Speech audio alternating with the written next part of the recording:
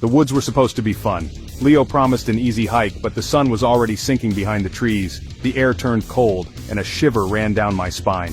We were searching for the Miller family, the ones who vanished here 2 weeks ago. Leo wanted to be a hero, but I just wanted to go home.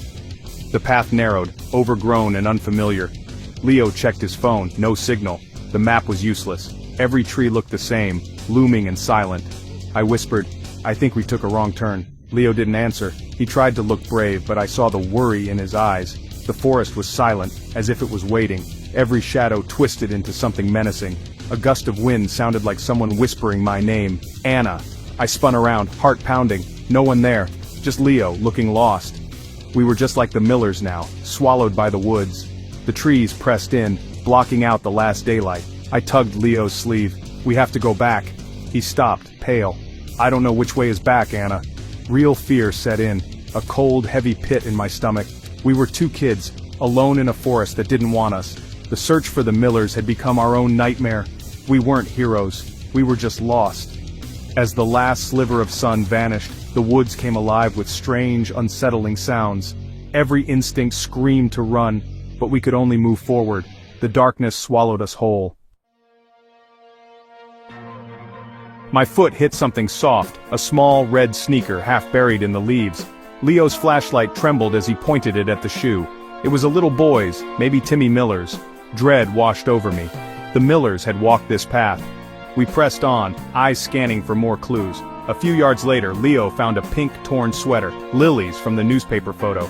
I touched the cold, damp wool, imagining Lily running, scared. What was she running from? The woods offered no answer. We found an empty juice box, a plastic dinosaur, and a muddy photograph. Smiling Millers, taken the day they vanished. Their happiness felt like a ghost under these menacing trees. The forest wasn't just where we were lost. It had taken them. A sickly, sweet, metallic smell drifted through the air, growing stronger with every step. The trail of lost things was no accident. Something was leading us deeper. Leo's flashlight beam cut through the darkness, but it felt useless. We weren't just following the Millers, we were being hunted. The smell thickened, pulling us forward. The clues were a trap, and we were caught. The woods pressed in, and the silence felt alive. We were getting close to something we shouldn't find. I wished we'd never left the main trail. The trees parted, revealing a clearing, and a cabin that shouldn't exist, old, crooked, made of rotting logs with smoke curling from the chimney. My map showed nothing here. This place wasn't supposed to be real. The sweet, rotten smell poured from the cabin, making my head spin. Leo grabbed my arm. "We should go," he whispered, but we couldn't move. The cabin looked ancient, moss covering its roof, strange symbols carved around the door. No paths led here except the one we'd made. A low humming vibrated from the walls, a sound of power and sadness. Leo raised the flashlight, the beam revealing twisted, spidery symbols. It felt like a warning, but the thought of the Millers kept us rooted. Were they inside? Was this where their journey ended? A floorboard creaked inside. Someone was moving. Every instinct screamed to run, but we had to know. Leo pointed the flashlight at the door. The humming grew louder as we stepped forward. The sweet smell was overwhelming. We crossed the threshold into the unknown.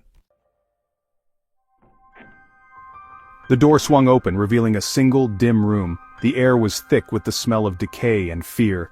At a wooden table sat the Miller family. Mr. and Mrs. Miller, Timmy and Lily, perfectly still, eyes wide and vacant. They didn't move, blink, or breathe. They looked like dolls, frozen in terror. Their clothes matched the photograph, now dirty and torn. Timmy's red sneaker was missing. Lily's sweater was gone. No ropes or chains held them, but a shimmering energy bound them to their chairs. The humming filled the room, cold and ancient. I whispered, "Mr. Miller?" No response. An invisible wall kept us apart. The silence was absolute, broken only by the fire's crackle. The family was alive, but their spirits were caged. Shadows writhed on the walls, alive with menace. Something old and malevolent watched us from the darkness. The Millers were puppets, and we had walked onto its stage. We found the missing family, but not a rescue. We had found the heart of the nightmare. The cabin's evil was real, and it wanted more. Leo's flashlight revealed words carved into the table, rules for each family member. Do not speak of the woods. Do not shed a tear. Do not ask for home. Do not make a sound. These weren't just words, they were chains, the source of the curse. The family fought every second to obey, trapped in a silent battle.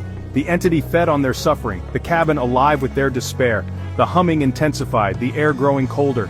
2 empty chairs scraped out from the shadows, an invitation for us. The game wanted new players. If we sat, we'd be bound by new rules, trapped like the Millers. The open door felt impossibly far away. The pressure to sit was immense, a whisper promising safety if we joined. But there was no safety, only endless nightmare. We had to escape. But could we leave the Millers behind? The line between our world and this haunted place was blurring. We faced an impossible choice. I grabbed Leo's hand. "Run," I mouthed. We backed away, the cabin growling with rage. Shadows twisted, the humming became a roar. We bolted, crashing through the woods, chased by the cabin's fury. We didn't look back, running until the roaring faded and the night returned to normal. We burst onto a park road, collapsing under a streetlight, safe but changed. We told the police, but they found nothing. The cabin was gone. Only we knew the truth. The Millers were still trapped, the game unfinished. Sometimes I still hear the humming. The cabin waits, hidden, its story unfinished. If you found that cabin, would you run, or take a seat at the table? Some stories never let you go.